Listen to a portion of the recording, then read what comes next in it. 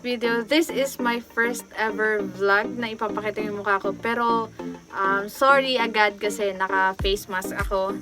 Kasi hindi sa nahihiya pero naiirita ako sa joke ko. Kasi hindi siya pantay. And then, nakakainis kapag nagsasalita kasi halatang halata siya. Siguro magtatanggal ako ng mask kapag maayos na yung joke ko. And as of now, every time na mag-vlog ako na hindi pa siya ayos, nakamask muna ako. So, I hope you understand that medyo hindi ako confident na ipakita yung mukha ko ng ganun yung joke ko. So, at the same time, nahihiya pa rin. So, for today's video, ipapakita ko sa inyo yung aming mini farm. Ito yung lote na to ay nabili ni Mama last year siguro. And, since bakanting lote, naisip ko na gawin siyang mini farm since pangarap ko naman na magkaroon ng farm. And ayun, inumpisahan namin sa paunti-unti, nilagyan namin ng itik, pato, manok, and hanggang sa nakabili ako ng baboy at siguro madagdagan pa loobin. Pero sa ngayon, inuunti-unti pa namin. So, itutour ko muna kayo sa aming mini farm. At hindi pa siya ganun ka-establish or develop. Pero soon sana ay maayos ko yung aming mini farm para mapakinabangan namin siya ng maayos. So, let's go!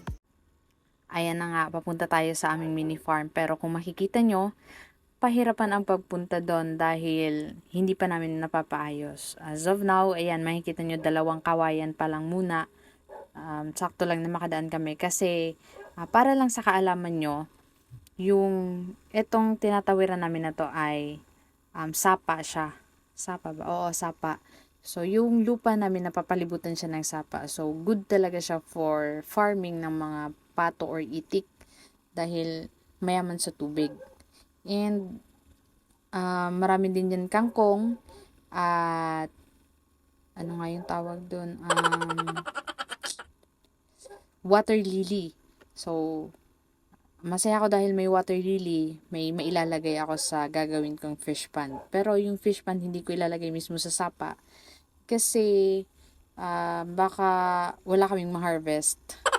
So, gagawa ako ng artificial na fish pond. So, gagawa lang tayong semento.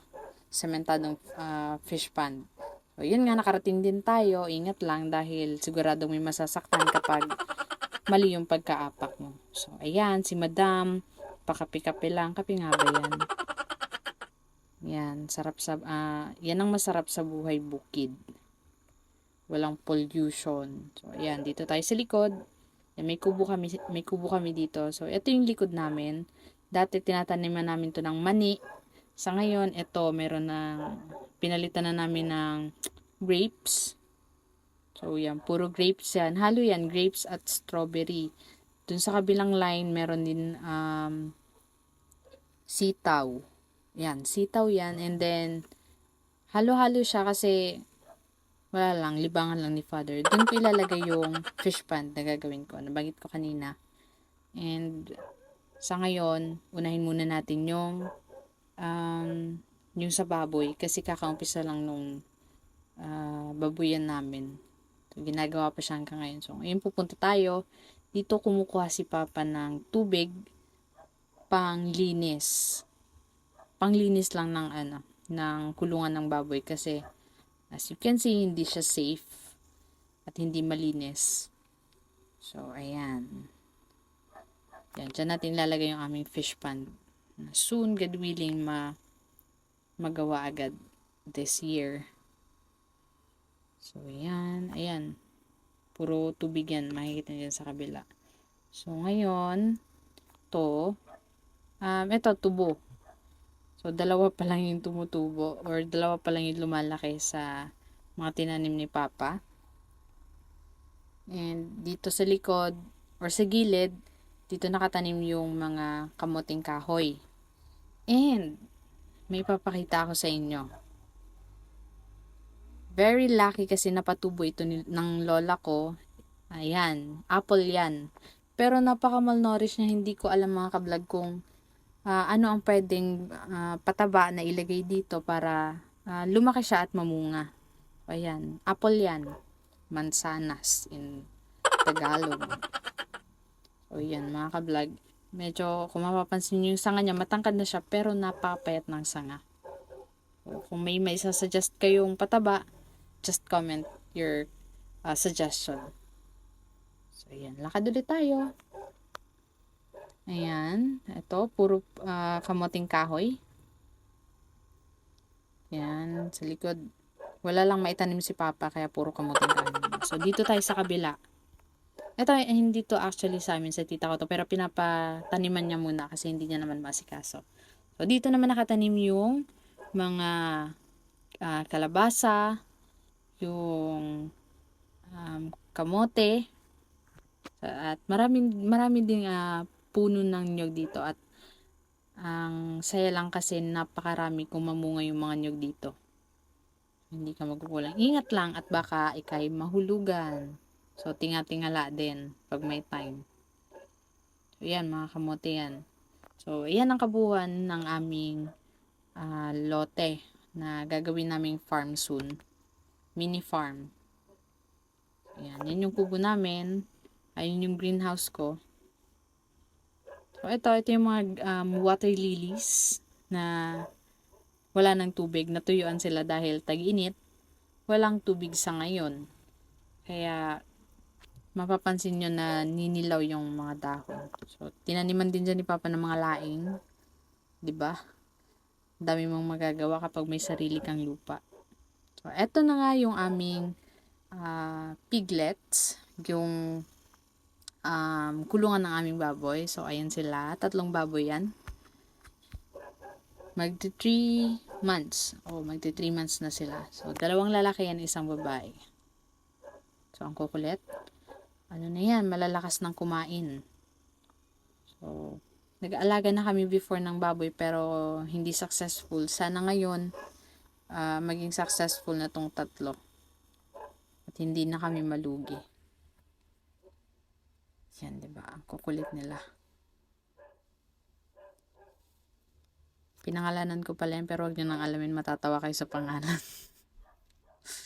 So, ayan, ginagawa pa rin ni Father yung yung kanilang bubong. Siguro magwa 1 week na kasi solo lang siya, walang katulong. Pero itong kulungan, natapos nila to ng mga kapatid ko. Sila lang yung gumawa. So, yun yung advantage pag puro or madaming lalaki sa family nyo. Makaka-lesson kayo sa construction. And, yan. Mapapansin nyo, nisprayhan ko kasi gustong-gusto nilang sprayhan ng tubig sa bibig. Hindi ko alam bakit ang hihilig nila sa tubig. Kaya, siguro half feeds at saka tubig yung katawan nitong mga to. Yan. Ito yung babae. Itong may batik-batik na itim. Yung balak namin, gawin siyang inahin. So, sana maging successful na at mapaanak namin to. Kasi yung last time, hindi siya nagbuntis. Siguro 3 times namin sinubukan pero hindi talaga siya nagbuntis. And no choice kami kundi ibenta. So, napakalaking lugi yun nangyari sa amin last time. So, this time I'm hoping na maging successful tong isang baboy namin. So, siguro i-artificial insemination namin siya para sure kahit sa first time. Siguro yung second time, kapag successful na yung first time, yung second time, hindi na namin gagawing artificial insemination. Ayan, kung mapapansin nyo, ang hilig nila sa tubig. Gustong-gusto nilang uminom. Sana okay lang yun sa kanila, no? Kasi bandang hapon na yan eh. Gustong-gusto nila umiinom ng tubig at binabasa yung katawan nila. So, kung alam nyo mga ka-vlog,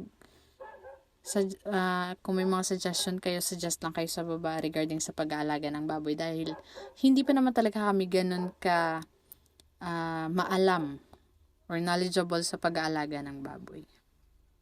Kaya kung may mga suggestion kayo, comment nyo lang sa baba. Ayan, hindi pa rin tapos si Papa magbubong dahil solo niya lang yung ginagawa. Siguro mga bukas tapos niya na yung gawin. So, ayan. Anahaw lang daw yung gagawin para ma-press ko sa mga baboy. At ito, another yan pala yung kabuuan ng aming lote, bakanting lote. Ayan, punta tayo dito sa aming mga alagang pato at itik. Ayan, may manok kaming isa, nandun sa labas yung inahin niyan. Medyo nabubugbog kasi. Ito yung aming mga pato. Halo yan, pato at itik. Medyo ubos na yung tubig sa pond nila, kaya naghahanap sila ng tubig lagi. May onting tubig pa nun pero maputik na. So, yan. Siguro mga nasa 8 yan. 8 pa lang. Nag-start kami sa 2. And thankfully, nangitlog at kaya lang paunti-unti lang yung napipisa na successful. 2, 3. Ay, wow. Nagulat ako. 3 silang lumilimlim. Tama ba? Lumilimlim. Yan. Ang daming itlog pero maswerte na kung makakapapisa kami ng 2, ng 3. Kasi last time 2 lang yung napisa, namatay pa yung isa. So yan, madami na yan. Halo-halo yan, pato at itik. Hindi pa kasi namin magawa ng maayos na kulungan para sa mga nangingitlog. So, ayan. Diyan muna sila mangingitlog at maglilimlim. So, soon siguro magawa namin ng maayos na kulungan. So, ayan. Sapa yan. Kung makikita nyo, ginawa lang namin ng harang para sa mga pato at itik. Kapag maulan, puno yan ng tubig. Kapag hindi, talagang nauubusan siya ng tubig. So, ayan. Mga bandang hapon na to, kaya gutom na yun, naghahanap na yun ng pagkain. So, ayan, dito naman tayo sa aming mga rabbit, mga bunnies, little bunnies. Ayan. So, etong bunnies namin, mga rabbit namin, nag-umpisa to sa 2. And then, yan, nanganak. Alam niyo naman na mabilis manganak ang mga rabbit. Kaya, naging, siguro 5 na sila. Pero, 7 yan. Pinamigay yung 2. So, 5 na lang yung natitira. And ngayon, paparamihin na namin siya kasi gagawin na namin din siyang business. So, for pets and for meat. So, 2 yung goal namin sa mga rabbit na to. And kung may idea kayo sa pag-aalaga nito, mga ka-vlog, suggestion is always open. So, i-comment nyo lang inyong mga suggestion para may matutunan kami kahit papano. Kasi as you know, hindi pa talaga kami ganun kaalam sa pag-aalaga ng mga rabbit. So, ayan, dito naman tayo sa aming munting greenhouse. Tinayo ko talaga tong greenhouse na to para sa lettuce. But, hindi pa ako nakakabili ng seeds kasi yung una kong binili ay hindi siya lumaki. Hindi ko alam kung bakit. Pero, tatry ko ulit bumili sa sa mall. Kasi yung una kong binili sa mall ko yung binili. And lumaki siya. Yung pangalawa kong binili sa Shopee, hindi siya lumaki. Siguro na-expire sa layo ng binahe. So, ayan. Itong nakalagay sa ngayon dito sa aming greenhouse ay mga strawberries. So, mga seedling. Binibenta na rin yan ni Papa. So, 30 pesos per cup. So, ayan. Madali lang yung pagpapadami ng strawberry actually. Pero, para lumaki yung mga bunga niya, kailangan mo siyang lagyan ng pataba. So, ayan. Ganyan lang siya. Magkakaroon siya ng anong tawag dyan? Hindi ko alam yung tawag dyan. Yan. Magkakaroon lang siya ng another part. Hindi ko talaga yung tawag dyan. Pero yan yung nagiging panibagong strawberry. So, yan. Pag nakita mo nang meron na siyang mahabang ganyan, naghahanap na yun ng panibagong tutubuan. So, kailangan mo na siyang bigyan ng panibagong pot, yung may lupa, para magkaroon ulit siya ng bagong dahon. So, ayan, ganyan lang yan. At ito namang kapatid ko, napagdiskitahan yung tirador ni Papa. So, ayan kung sino-sino ang pinapatamaan. Kala mo naman ang galing-galing. Patalastas lang yan mga ka-vlog. So, that's it for today's video mga ka-vlog. Thank you for watching. Sana ay supportahan nyo ako sa aking journey sa aming mini farm. Lagi ko kayong i-update kung ano na nga ba ang nangyayari at kung ano na ang aming mga bagong alaga sa aming mini farm. So, that's it for today. Once again, thank you for watching. Please click the subscribe button and click the bell button para lagi kayong updated sa aking mga new video. Thank you!